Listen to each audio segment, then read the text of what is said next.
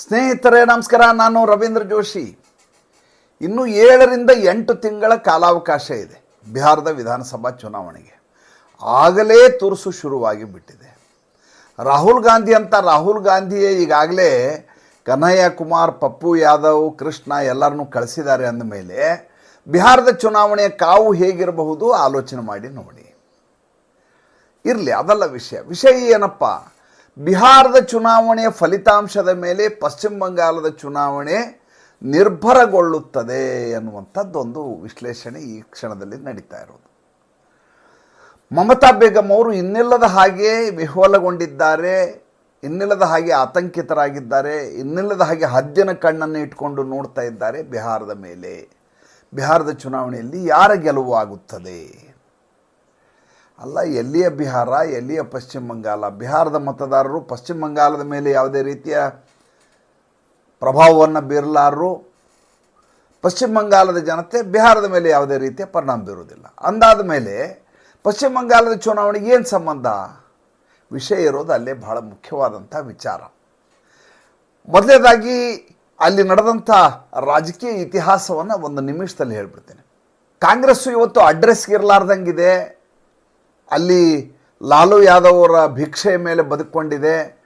ಅಲ್ಲಿ ಕಾಂಗ್ರೆಸ್ಗೆ ಹೈಕಮಾಂಡ್ ಅನ್ನೋದೇ ಇಲ್ಲ, ಲಾಲು ಯಾದವ್ನೇ ಕಾಂಗ್ರೆಸ್ನ ಹೈಕಮಾಂಡು ಅಂತ ಇಲ್ಲಿಯವರೆಗೂ ಎಲ್ಲರೂ ಭಾವಿಸಿದ್ದು. ಅದೇ ರೀತಿಯಾದಂಥ ವ್ಯವಸ್ಥೆ ಇತ್ತು. ಮೊದಲೇ ಬಾರಿಗೆ ಲಾಲು ಯಾದವ್ ಅವ್ರನ್ನ ಬಿಟ್ಟು, ಅವರಿಂದ ಸಿಡಿದು ಕಾಂಗ್ರೆಸ್ಸು ಸ್ವತಂತ್ರವಾಗಿ ಈ ಬಾರಿ ಚುನಾವಣೆಯಲ್ಲಿ ಸೆಣಸಲಿದೆ ಅಂತ ಈಗಿರುವಂಥ ವರ್ತಮಾನ. ಇಲ್ಲಿವರೆಗೂ ಲಾಲು ಯಾದವ್ ಅವರ ನಿವಾಸಕ್ಕೆ ಈ ಕನ್ಹಯ್ಯ ಕುಮಾರ್ ಹೋಗಿಲ್ಲ, ಪಪ್ಪು ಯಾದವ್ ಹೋಗಿಲ್ಲ, ಕೃಷ್ಣ ಅಂತೇಳಿ ಪ್ರಭಾರಿನೂ ಹೋಗಿಲ್ಲ. ಅಂದಮೇಲೆ ಈ ಬಾರಿ ಅವರ ಮೈತ್ರಿ ಇರುವ ಸಾಧ್ಯತೆ ಕಡಿಮೆ ಅಂತ ಕಾಣ್ತಾ ಇದೆ. ಹಾಗಾದ್ರೆ ಕಾಂಗ್ರೆಸ್ಸು ಅಲ್ಲಿ ಅಡ್ರೆಸ್ಗೆ ಇರಲಾರ್ದಂಥ ಪಕ್ಷವಾಗಿತ್ತು, ಹಂಗೇನಿರಲಿಲ್ಲ. 1990ರ ದಶಕದಲ್ಲಿ ಮಿಶ್ರಾ ಬಂಧು ಅಂತ ಹೇಳೋರು. ಜಗನ್ನಾಥ್ ಮಿಶ್ರಾ, RL ಮಿಶ್ರಾ ಅಂತೇಳಿ. ಜಗನ್ನಾಥ್ ಮಿಶ್ರಾ ಅಲ್ಲಿಯ ಮುಖ್ಯಮಂತ್ರಿ. ಕಾಂಗ್ರೆಸ್ಸದ್ದು ಒಳ್ಳೆಯ ಭದ್ರಕೋಟೆ ಆದಂಥ ಬಿಹಾರ ಒಂದು ಕಾಲಕ್ಕೆ. ಮುಂದೆ 95ರಲ್ಲಿ ಜನತಾದಳ ಆಗತ್ತೆ, ಲಾಲು ಯಾದವ್ ಬಂದು ಮುಖ್ಯಮಂತ್ರಿ ಆಗ್ತಾರೆ. ಜಗನ್ನಾಥ್ ಮಿಶ್ರಾ ಕೇವಲ 71 ಸೀಟ್ ತಗೊಂಡು ಸೋಲ್ತಾರೆ. ಅದಾದ ಮೇಲೆ ಕಾಂಗ್ರೆಸ್ಸು ಉದ್ಧಾರ ಆಗೋದೇ ಇಲ್ಲ. ಲಾಲು ಯಾದವ್ ಅವರ ಜಂಗಲ್ ರಾಜ್ ಶುರುವಾಗಿಬಿಡುತ್ತೆ. ಲಾಲು ಯಾದವ್ ಅವರ ಜಂಗಲ್ ರಾಜ್ ಶುರು ಆಗತ್ತೆ. ಇಡೀ ಕುಟುಂಬಸ್ಥರೆಲ್ಲ ರಾಜಕಾರಣಕ್ಕೆ ಇಳಿತಾರೆ. ಯಾದವ್ರಿಗಿರುವಂಥ ಏಕಮೇವ ಅಸ್ಮಿತೆ ಅಂತಂದ್ರೆ RJD ಅಂತ ಆಗತ್ತೆ. ಆತ ದಳವನ್ನು, ಜನತಾದಳವನ್ನು RJD ಮಾಡ್ಕೋತಾರೆ. ಅದಾದ ಮೇಲೆ ಪ್ರವರ್ಧಮಾನಕ್ಕೆ ಬಂದವರು ನಿತೀಶ್ ಕುಮಾರ್, ಜಾರ್ಜ್ ಫರ್ನಾಂಡಿಸು ಅವರ ಸಹವರ್ತಿಯಾಗಿ ಬಂದಂಥ ವ್ಯಕ್ತಿ. ಅವರು ಸತತವಾಗಿ 2.5 ದಶಕ ಅವರ ಆಡಳಿತ ನಡೆಯುತ್ತೆ. ಮಧ್ಯೆ ಒಂದಷ್ಟು ದಿವಸ ಲಾಲು ಯಾದವ್ ಅವರ ಕುಟುಂಬದವ್ರ ಮಧ್ಯೆ ಸೇರ್ಕೋತಾರೆ. ಅದು ಬಿಟ್ಟರೆ ನಿತೀಶ್ ಕುಮಾರ್ ನಿರಂತರವಾಗಿ ಮುಖ್ಯಮಂತ್ರಿಯಾಗಿ 2 ದಶಕ ಮುಂದುವರ್ಸ್ಕೊಂಡು ಹೋಗ್ತಾರೆ. ಈಗ ನಡೆದಂಥ ವಿದ್ಯಮಾನಕ್ಕೆ ಬರೋಣ. ಭಾರತ ದೇಶದಲ್ಲಿ ನಡೀತಾ ಇರುವಂಥ ಚುನಾವಣೆಗಳು, ಕಳೆದ ಲೋಕಸಭಾ ಚುನಾವಣೆಯ ನಂತರದ 5 ಚುನಾವಣೆಗಳು. ಈ ಸಂದರ್ಭದಲ್ಲಿ ಇಡೀ ದೇಶಾದ್ಯಂತ ಇದ್ದಕ್ಕಿದ್ದ ಹಾಗೆ ಹಿಂದೂ ಅಸ್ಮಿತೆ ಸುನಾಮಿಯಾಗಿ ಹರಿತಾ ಇದೆ ಎಲ್ಲ ಕಡೆ. ಯಾವ ಹರಿಯಾಣದಲ್ಲಿ ಗೆಲ್ಲಲಿಕ್ಕೆ ಸಾಧ್ಯವೇ ಇಲ್ಲ ಅನ್ನುವಂಥ ಪರಿಸ್ಥಿತಿ ಇತ್ತೋ, ಎಲ್ಲಿ ಕಾಂಗ್ರೆಸ್ನ ಭದ್ರಕೋಟೆ ಆಗತ್ತೆ, ಇದು ಈ ಬಾರಿ ಅಲ್ಲಿ ಅಧಿಕಾರಕ್ಕೆ ಕಾಂಗ್ರೆಸ್ ಹಿಡಿಯೋದು ಶತಸಿದ್ಧ ಅಂತ ಅನ್ನಲಾಗ್ತಾ ಇತ್ತು, ಅಂಥ ಹರಿಯಾಣದಲ್ಲೇ ಹಿಂದುತ್ವದ ಅಲೆಯಲ್ಲಿ ಭಾರತೀಯ ಜನತಾ ಪಾರ್ಟಿ ಗೆಲುವನ್ನು ಸಂಪಾದಿಸಿಬಿಡುತ್ತೆ. ಹಾಗೆ ನೋಡಿದರೆ ಜಾಟ್ ಮತಗಳ ಮೇಲೆ ಸಂಪೂರ್ಣವಾಗಿ ನಿರ್ಭರಿತ ಆದಂಥ ಹರಿಯಾಣ ಅದು. ಎರಡನೇದಾಗಿ ರೈತರ ಹೋರಾಟದಲ್ಲಿ ಭಾರತೀಯ ಜನತಾ ಪಾರ್ಟಿಗೆ ಯಾವಾಗಲೂ ಹಿಂದೇಟೆ. ಅಂಥ ಸಂದರ್ಭದಲ್ಲಿ ಕೂಡ ಹರಿಯಾಣದಲ್ಲಿ ಭಾರತೀಯ ಜನತಾ ಪಾರ್ಟಿ ಮತ್ತು ರಾಷ್ಟ್ರೀಯ ಸ್ವಯಂ ಸೇವಕ ಸಂಘಗಳ ಜಂಟಿ ಹೋರಾಟ ಅದ್ಭುತವಾದ ಗೆಲುವನ್ನು ತಂದುಕೊಡುತ್ತೆ. ಅದಾದ್ಮೇಲೆ ಮಹಾರಾಷ್ಟ್ರದ ಚುನಾವಣೆಯಲ್ಲಿಯೂ ಕೂಡ ಹಿಂದುತ್ವದ ಅಲೆ ಯಾವ ರೀತಿ ಪ್ರಖರವಾಗಿರುತ್ತೆ ಅಂದರೆ, ಉಳಿದವರೆಲ್ಲ ತರೆಗೆಲೆ ಹೇಗೆ ಹೊರಟೋಗ್ತಾರೆ.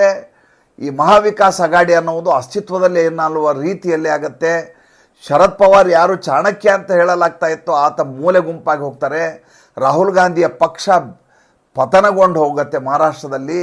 ಅಂಥದ್ದೊಂದು ದೊಡ್ಡದಾದಂಥ ಅಲೆಯನ್ನು ಸೃಷ್ಟಿ ಮಾಡಲಾಗತ್ತೆ ಮಹಾರಾಷ್ಟ್ರದಲ್ಲಿ. ದಿಲ್ಲಿಯಲ್ಲಿ 62 ಸ್ಥಾನ ಗೆದ್ದಂಥ ಅರವಿಂದ್ ಕೇಜ್ರಿವಾಲ್ ಬಿಟ್ಟಿ ಭಾಗ್ಯ ಕೊಡುವುದರಲ್ಲಿ ಅವನ ಮುಂದೆ ಯಾರು ಇನ್ನೊಬ್ಬರು ಬರಲಿಕ್ಕೆ ಸಾಧ್ಯವೇ ಇಲ್ಲ, ಅಗ್ರಗಣ್ಯ ಆತ.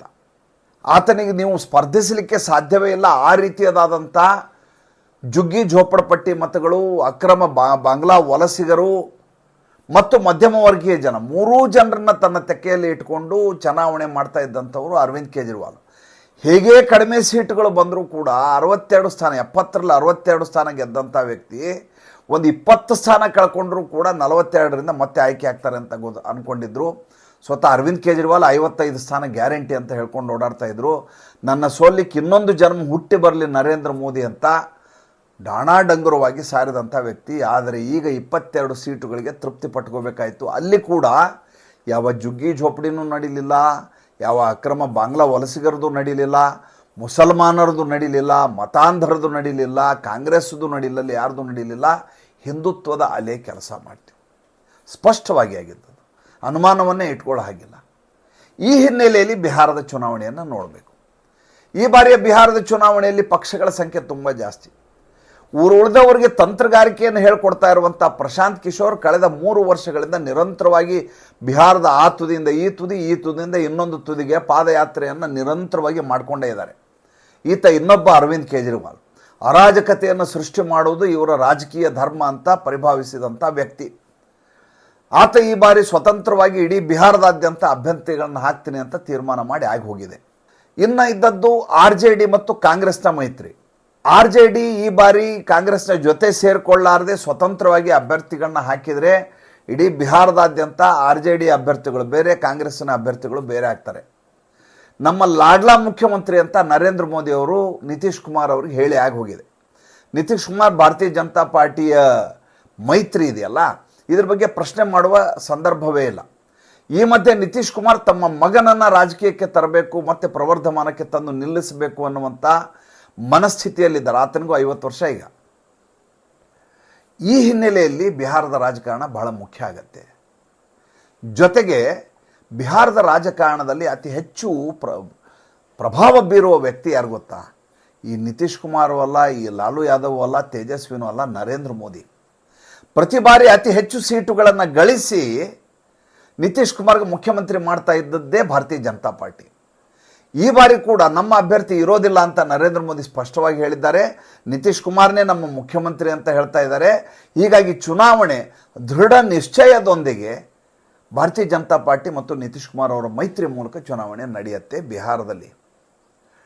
ಹೀಗೆ ನಡೆಯುವುದರಿಂದ ಮತ್ತೆ ಹಿಂದುತ್ವದ ಅಲೆ ಏನಾದರೂ ಪ್ರವಹಿಸಿದ್ದೇ ಆದರೆ, ಮತ್ತು ರಾಷ್ಟ್ರೀಯ ಸ್ವಯಂ ಸೇವಕ ಸಂಘ ಗುಪ್ತಗಾಮಿನಿಯಾಗಿ ಬಿಹಾರದಾದ್ಯಂತ ಕೆಲಸ ಮಾಡಿದ್ದೇ ಆದರೆ ಬಿಹಾರದಲ್ಲಿ ಬಹಳ ದೊಡ್ಡ ಮಟ್ಟದ ಯಶಸ್ಸನ್ನು ನರೇಂದ್ರ ಮೋದಿ, ನಿತೀಶ್ ಕುಮಾರ್ ಅವರು ಪಡಿತಾರೆ.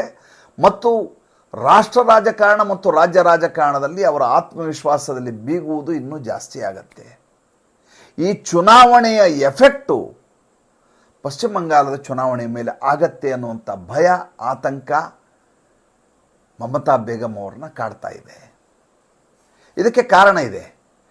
ಕಾರಣ ಏನು ಅಂದರೆ, ಯಾವ ಭಾರತೀಯ ಜನತಾ ಪಾರ್ಟಿ 2019, 2021, 2024 24ರಲ್ಲಿ 6 ಸೀಟ್ಗಳನ್ನ ಕಡಿಮೆ ಪಡೀತು ಲೋಕಸಭಾ ಚುನಾವಣೆಯಲ್ಲಿ.